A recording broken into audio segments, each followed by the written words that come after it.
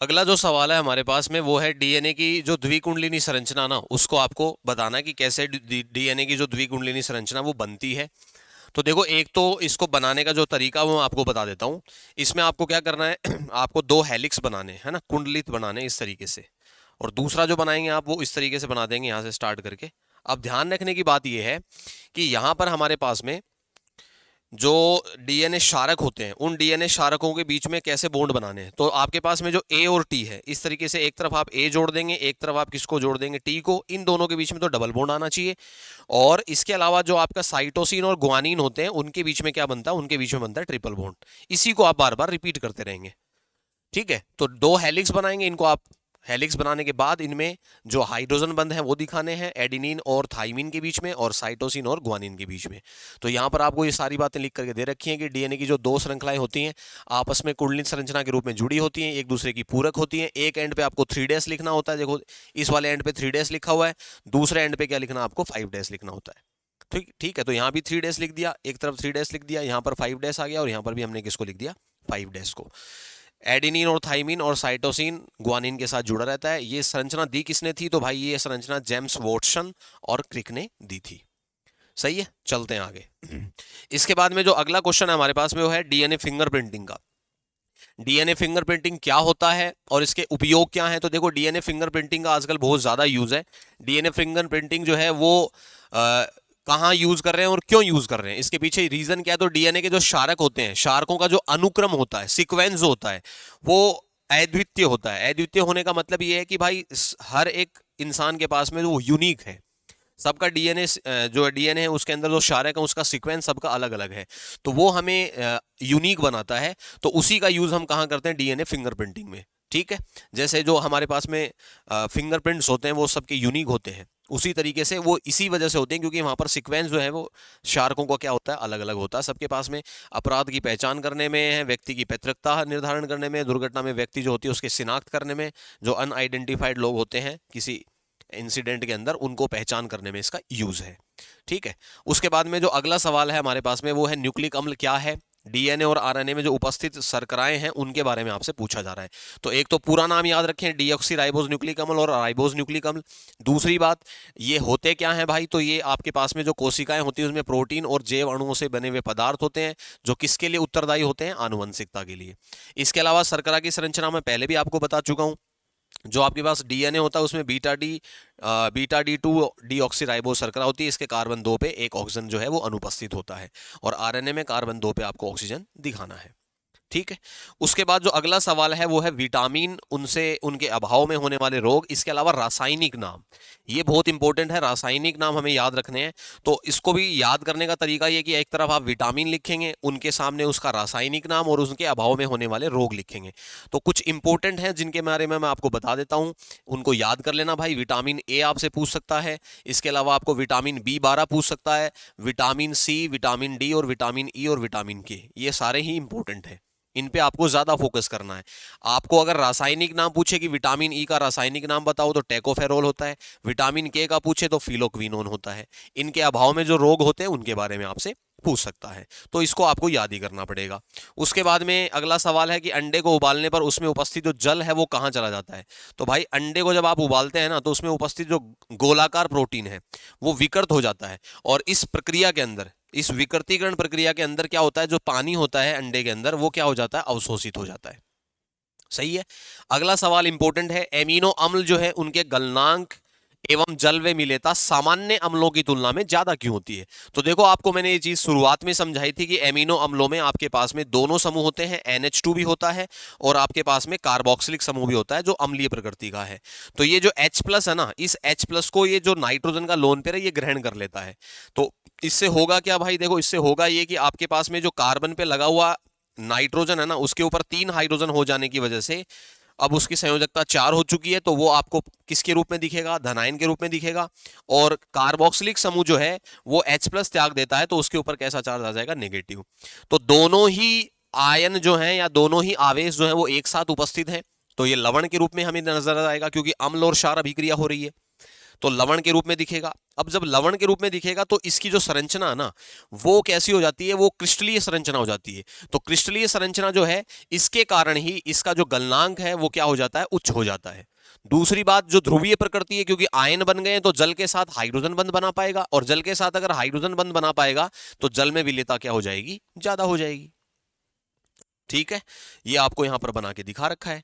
और इसको zwitter ion बोलते हैं। ज्विटर आयन का आपको अलग से भी सवाल मिल जाएगा, यहां पर ज्विटर आयन बोलते हैं इसको। इसके अलावा इसको आंतरिक लवण भी बोलते हैं। आंतरिक लवण इसलिए बोलते हैं क्योंकि अम्ल और क्षार एक ही अणु में उपस्थित थे, दोनों के बीच में अभिक्रिया हुई है, बाहर से हमने कुछ भी नहीं डाला यहां पर।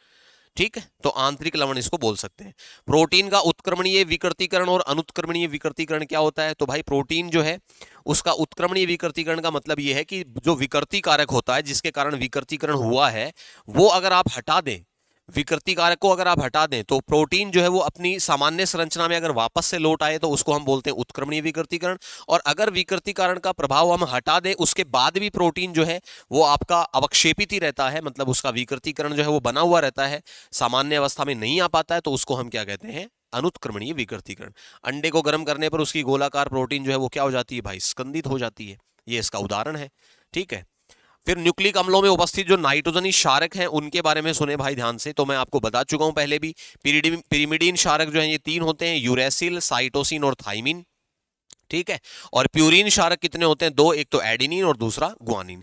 संरचना की अगर हम बात करें तो जहां तक मुझे लगता है संरचना आपसे नहीं बनवाएगा, तो संरचनाओं पे आपको ज्यादा मेहनत करने की जरूरत है नहीं। ठीक है, इस पे आप ज्यादा टाइम नहीं लगाएं, और आपको बस इतना पता होना चाहिए कि पिरिमिडिन क्षारक कौन से होते हैं और प्यूरिन कौन से होते हैं। इसके बाद में आरएनए के अलग अलग प्रकार हैं, तो 3 प्रकार हैं। एक संदेशवाहक जिसको मैसेंजर आरएनए, एमआरएनए बोलते हैं, राइबोसोमल आरआरएनए होता है, और अंतरण या स्थानांतरण मतलब ट्रांसफरल आरएनए बोला जाता है। उसके बाद में प्रोटीन की अल्फा हेलिक्स संरचना के स्थायीकरण में कौन से आबंध सहायक होते हैं, तो भाई इसमें हाइड्रोजन बॉन्ड होते हैं, मैंने पीछे संरचना दिखाई थी आपको। एमिनो अम्लों की उभयधर्मी प्रकृति, ये बहुत ज्यादा इंपॉर्टेंट क्वेश्चन है, ज्विटर आयन से संबंधित है। तो देखो वही सवाल उसी तरीके से आपको वापस से एक्सप्लेन करना है। यहां पर अम्लीय प्रकृति का H+ है और क्षारीय प्रकृति का NH2 समूह उपस्थित है, दोनों के बीच में अभिक्रिया होगी, ज्विटर आयन बनेगा। अब यहां जो लिखा है वो देखो क्या लिखा हुआ है, एमिनो अम्ल जो है वो लवण के समान व्यवहार करते हैं क्योंकि इनमें एक ही अणु अम्लीय और क्षारकीय एमिनो समूह होते हैं। जलीय विलयन में कार्बोक्सिलिक समूह जो है वो उसका प्रोटॉन का निष्कासन होता है, NH2 उसको ग्रहण कर लेते हैं, जिसके कारण एक द्विध्रुवीय आयन बनता है, और उस द्विध्रुवीय आयन को ज्विटर आयन, उभयनिष्ठ आयन या आंतरिक लवण कहा जाता है। ठीक है, बढ़ते हैं आगे। ग्लाइकोसिडिक बंध से आप क्या समझते हैं, तो भाई जो ओलिगोसैकेराइड होते हैं और जो पॉलीसैकेराइड होते हैं ये मोनोसैकेराइड इकाइयों के जुड़ने से बनते हैं। मतलब एकलक इकाई जो होती है ना, मोनोसैकेराइड एकलक को बोलते हैं। ये जब आपस में जुड़ती हैं, जैसा हमने पीछे पढ़ा था, तो आपस में जब जुड़ती हैं तो उस स्थिति में इनके बीच में जो बंध बनता है उस बंध को ग्लाइकोसिडिक बंध बोलते हैं। एक बात ये जरूर ध्यान रखना, ग्लाइकोसिडिक बंध जो है ना वो ईथर बंध होता है एक तरीके का। ठीक है, क्योंकि ऑक्सीजन के दोनों तरफ कार्बन रहता है वहां पे, तो जल के अणु के निष्कासन से बनता है, इसको हम क्या बोलते हैं, ग्लाइकोसिडिक बंध। सिद्ध कीजिए कि डी ग्लूकोज एक अपचयी शर्करा है। तो भाई अपचयी शर्करा की पहचान ये कि वो टोलेन और फैलिंग अभिकर्मक को क्या कर देती हैं, अपचयित कर देती हैं। इसका समीकरण लिखा हुआ है, यहां पर आपको ग्लूकोज नजर आ रहा है, उसकी अभिक्रिया किससे करवा रखी है, ये टोलेन अभिकर्मक है जिसमें Ag के ऊपर 2 NH3 होते हैं, ये लवण के रूप में नजर आ रहा है आपको। जब अभिक्रिया होती है तो देखो ट्वाइस ऑफ Ag, ये एल्डिहाइड कीटोन में भी हमने पढ़ा था, ये आप ऐसे दिखा सकते हैं, ये हमें अवक्षेप के रूप में प्राप्त होता है, इसको रजत दर्पण बोलते हैं। ठीक है, तो यहां पर उसने क्या किया, जो आपका एल्डिहाइडिक समूह है ना, इस टोलेन अभिकर्मक ने इस एल्डिहाइडिक समूह को किस में कन्वर्ट कर दिया भाई, ऑक्सीकरण के द्वारा अम्ल में कन्वर्ट कर दिया।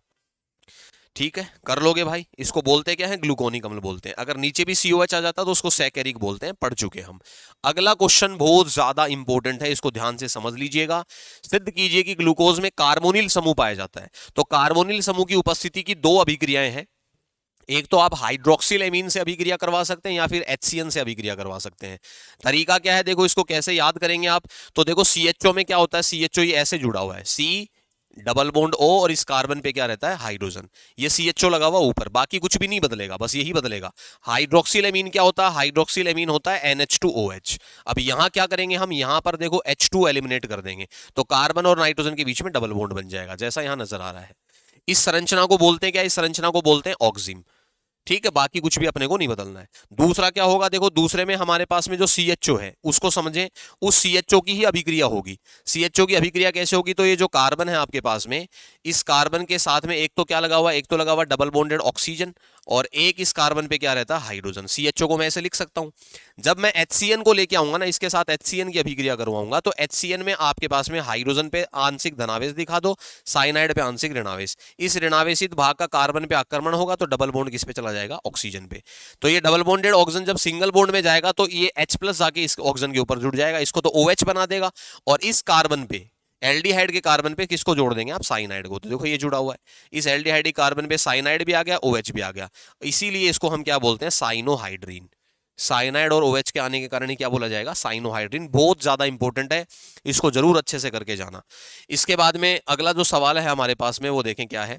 सुक्रोज एक अनअपचयी शर्करा है, जबकि इसके जल अपघटन से प्राप्त ग्लूकोज और फ्रक्टोज दोनों ही अपचयी शर्करा हैं। तो देखो सुक्रोज जो है वो दो मोनोसेकेराइड इकाइयां अल्फा ग्लूकोज के C1 और बीटा फ्रक्टोज के C2 के मध्य ग्लाइकोसिडिक बंध के द्वारा जुड़ी रहती है। ठीक है, जिस स्वतंत्र एल्डिहाइड और कीटोन समूह इसमें उपस्थित नहीं होता है। अगर स्वतंत्र एल्डिहाइड और कीटोन समूह उपस्थित नहीं होंगे, अगर उनकी आपस में रिएक्शन हो चुकी है, तो भाई उस केस में आपकी जो शर्करा होगी वो कैसी हो जाएगी, अनअपचयी शर्करा हो जाएगी। मतलब टोलेन और फेहलिंग अभिकर्मक जो है उनका अपचयन नहीं कर पाएगी। उसके बाद में एनोमर क्या होते हैं, तो देखो मैंने पीछे भी बताया था आपको, एनोमर समावयव क्या होते हैं। तो ग्लूकोज की जो दो चक्रीय हेमी एसिटेल के रूप में C1 और पर उपस्थित OH समूह के विन्यास में भिन्नता होती है, ये C1 है। अगर आपका OH नीचे है तो ये अल्फा समावयव है, अगर आपका OH ऊपर है कार्बन 1 पे तो ये क्या है, बीटा समावयव है। इन दोनों को हम क्या बोलते हैं, एनोमर बोलते हैं, एनोमर समावयव। इंपॉर्टेंट क्वेश्चन है, अच्छे से करके जाएंगे। फ्रक्टोज को लेवुलोज क्यों कहा जाता है, तो जो फ्रक्टोज होता है भाई, ये फ्रक्टोज आपका वाम ध्रुवण घूर्णक होता है। तो जो लेवु शब्द है ना, वो लीवो रोटेटरी से आता है भाई, और ओस किसके लिए आता है, ओस आता है शर्करा के लिए। तो इससे मिलकर के क्या बना है, लेवुलोस बना है। तो ये वाम ध्रुवण घूर्णक होता है, इसके घूर्णन कोण का मान -92.4 होता है, इसलिए इसको हम क्या कहते हैं, लेवुलोस। -92.4 का मतलब ये कि भाई माइनस जो आगे लगा हुआ है, इसका मतलब यही होता है कि ये जो शर्करा है आपकी ये वाम ध्रुवण घूर्णक है। ठीक है, मतलब अगर इसके विलयन में से हम PPL को गुजारेंगे तो उस PPL का जो घूर्णन होगा वो किस दिशा में होगा भाई, वो वामावर्त घूर्णन होगा। इसलिए इसको हम क्या बोलते हैं, वाम ध्रुवण घूर्णक। और लेवुलोस जो है वो लेवी प्लस ओस से बना है, तो इसको हम क्या बोलते हैं, लेवुलोस। तो उम्मीद करता हूं भाई आपको लेक्चर जो है वो पसंद आया होगा। और इसके बाद में जो हमारे पास में कुछ मॉडल पेपर्स भी दिए रखे हैं, तो अगर आप लोग कहेंगे तो इन मॉडल पेपर्स को भी मैं डिस्कस कर दूंगा। इसके अलावा हमारे पास में जो फिजिकल केमिस्ट्री के जो चैप्टर रह गए हैं उनके भी लेक्चर्स आपको बहुत जल्दी मिल जाएंगे। और ये जो लेक्चर्स हैं ये आपके लिए बहुत ज़्यादा हेल्पफुल होंगे, बहुत ज़्यादा बेनिफिशियल होंगे। अगर आप इनको भी अच्छे से देख करके जाएंगे, असाइनमेंट को अच्छे से करके जाएंगे, तो आप बहुत एक अच्छा स्कोर जो है वो बोर्ड एग्जाम में कर सकते हैं। तो खुश रहिए, स्वस्थ रहिए और बहुत अच्छे से मेहनत करते रहिए। और आपके जो आने वाले एग्जाम्स हैं उनके लिए मेरी तरफ से आपको बहुत शुभकामनाएं हैं। किसी तरीके का तनाव हमें नहीं लेना है और बहुत अच्छे से मेहनत करते हुए आगे बढ़ना है। तो मिलते हैं अगले लेक्चर में, तब तक के लिए धन्यवाद।